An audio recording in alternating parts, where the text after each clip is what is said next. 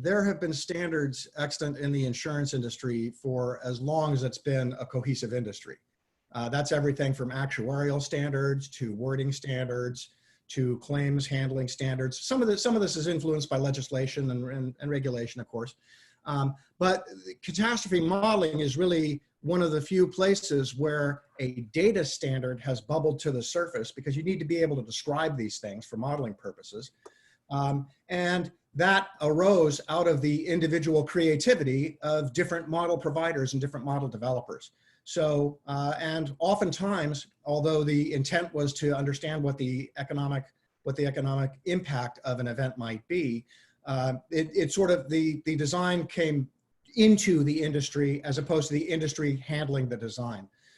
So as a result, and the adoption of these standards has been more over the past 30 years an evolution of convenience than a designed and structured evolution towards a given set of goals.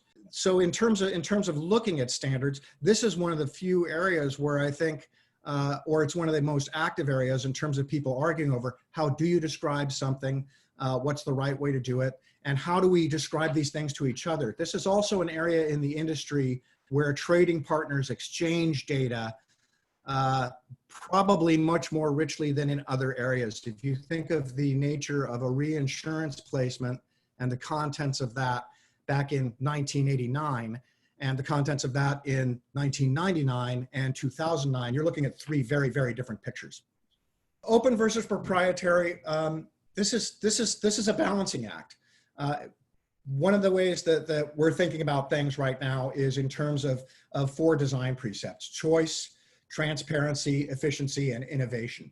And we want all of those to be at the forefront of, or at least influencing and understanding the impact of a decision on those four precepts as one works towards a solution.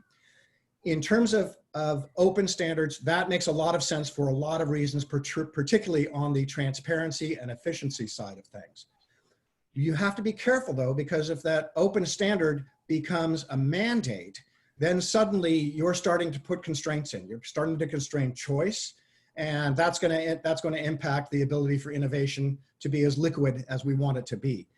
Now, proprietary, on the other hand, if you go all the way to the other end of the spectrum, you are looking at the fact that in terms of operating in a multi-model environment, one does have to treat that data very differently as you move it from one proprietary format to another. There can be good reasons for that. One of the reasons that some of these formats are considered proprietary is there is a concern that it would expose some level of IP. Not necessarily IP in terms of the data itself, but in terms of insights into how the model is looking at analyzing the risk, the different aspects that come into play.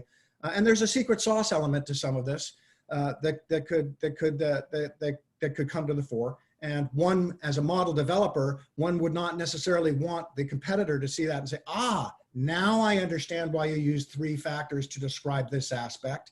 I should use those 3 factors too. And suddenly you may have lost a competitive advantage or a differentiation. And that comes back to the choice and innovation. When one is using multi-models, it's important to understand where they agree, but it's also it's even more important to understand where they don't agree and why they don't agree. And that's where the richness in terms of getting one's head around the unpredictability of the impacts of these events comes into play. So open is important in terms of efficiency and transparency. Again, you have to think in a little bit carefully about how strong those standards are implemented so that one does not constrain choice and one does not constrain innovation.